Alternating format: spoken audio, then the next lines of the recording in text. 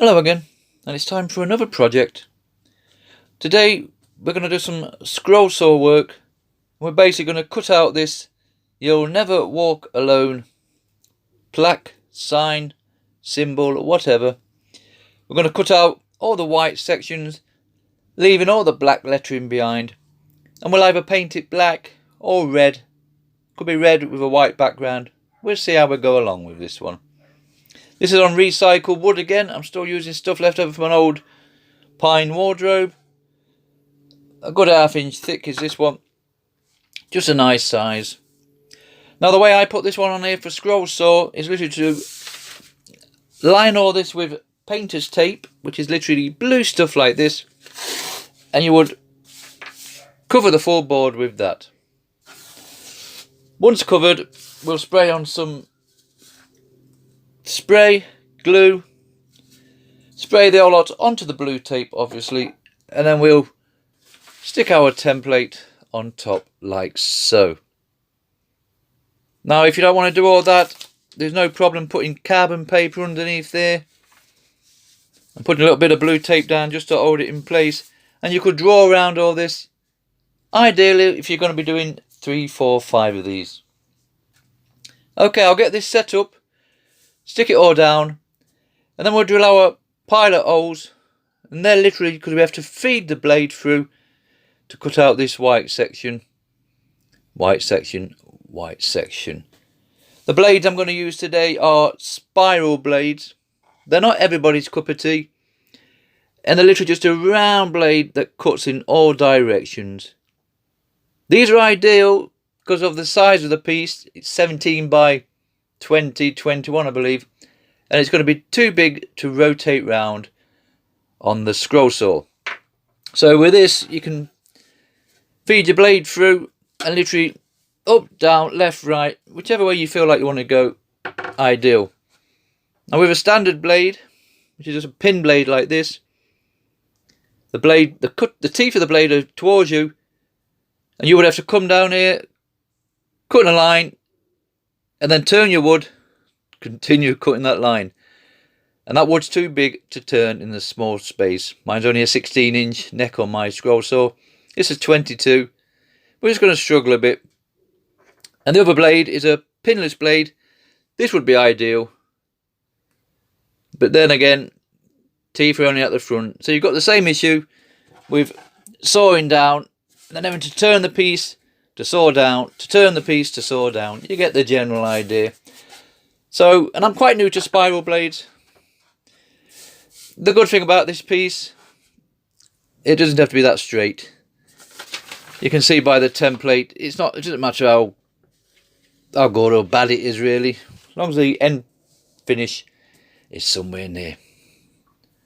Okay, I'll stick this down, and then we're ready to start cutting it out.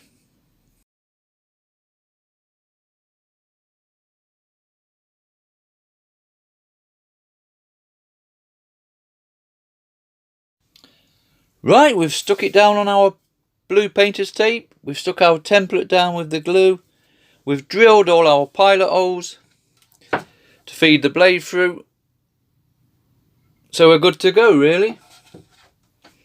We've got our spiral blade. The only thing with me is my draper saw is so old, I have to use these brackets, and that literally will clip underneath. Once we've fed it through there obviously, feed that through there, this will clip underneath, and then I have to clip it on top. And then when we cut that section out, I have to loosen it, undo this, take it out, and it is a bit painful, to be honest. A slow process. The newer machines now, they have quick releases and all sorts, but this does for me. So let's get this set up anyway, and we'll start cutting this one out.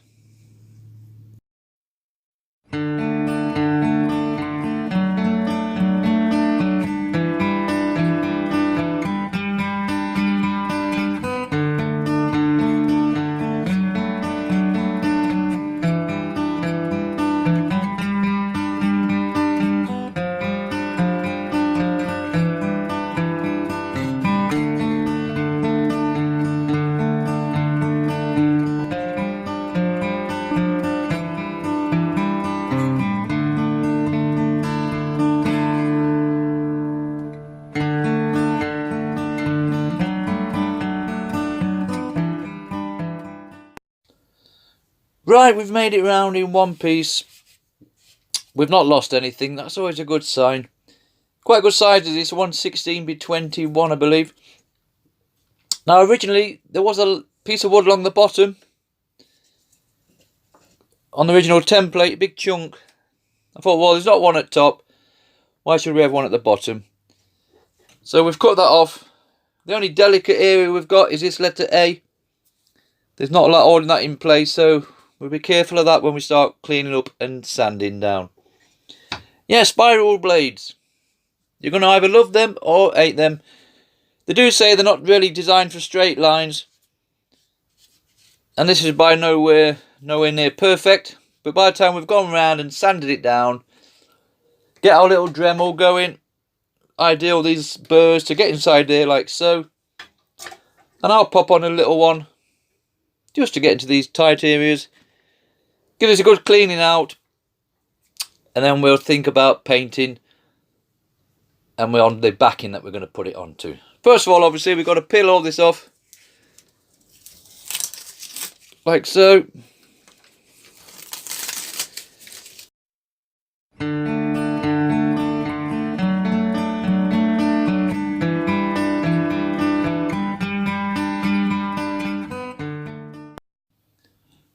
Okay, that's all sanded down nicely. I personally would just put linseed on that, get that wood popping nicely, and put it on the wall just like that.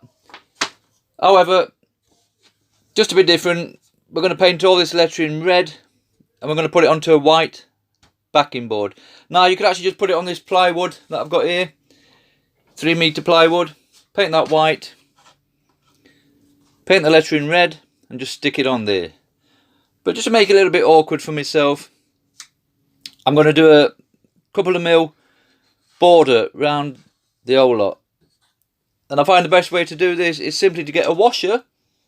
I'm actually using the one that came off the end of a sanding burr. I can just show you literally the washer that goes in the end of there.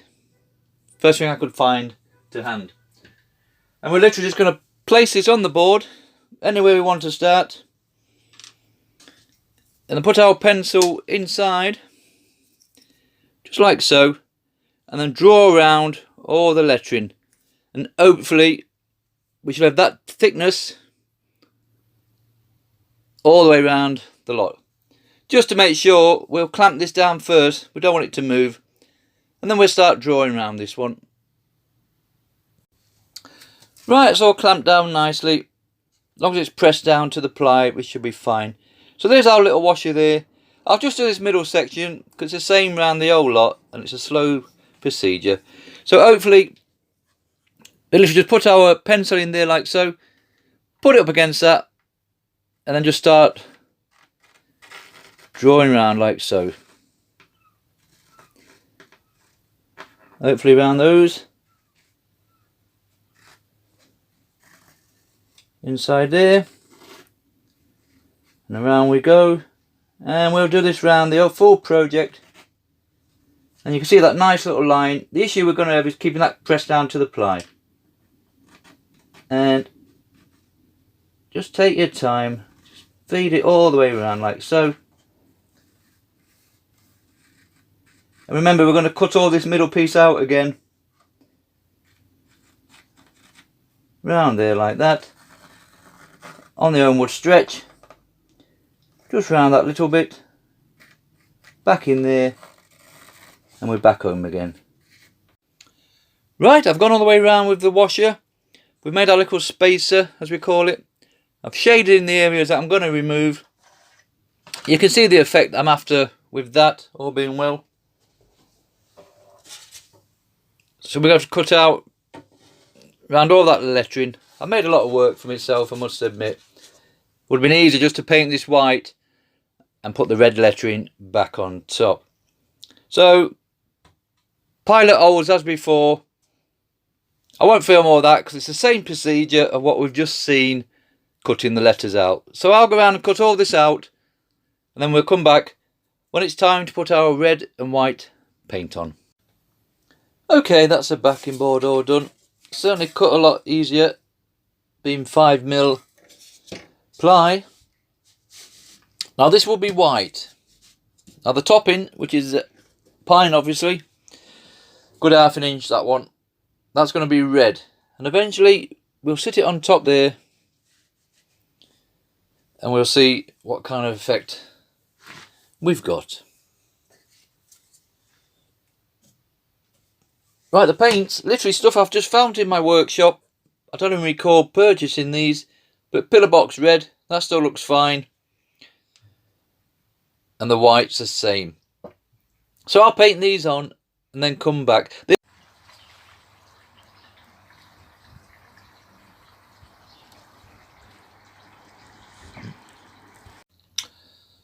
Right, that's all our white painted.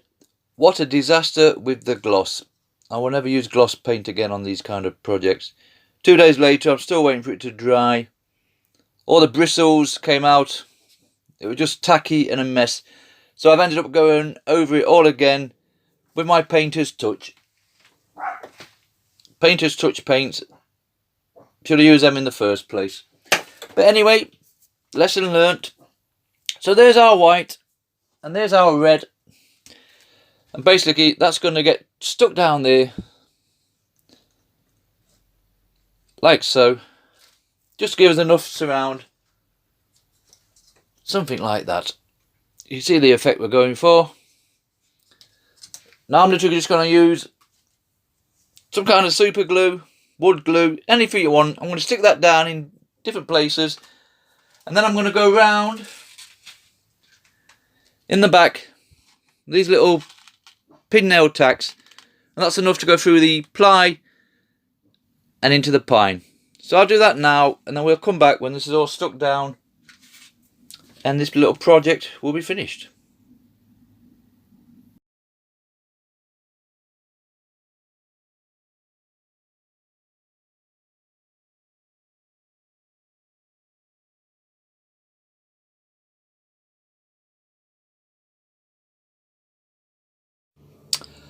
Right, that's this little project finished. We've glued it down. We've got plenty of little pin nail tacks in the back. That's not going to go anywhere. And that's it. We're finished. So that's 16 by 20 inch pine and ply scroll saw project with spiral blades. You'll never walk alone. Thank you very much for watching.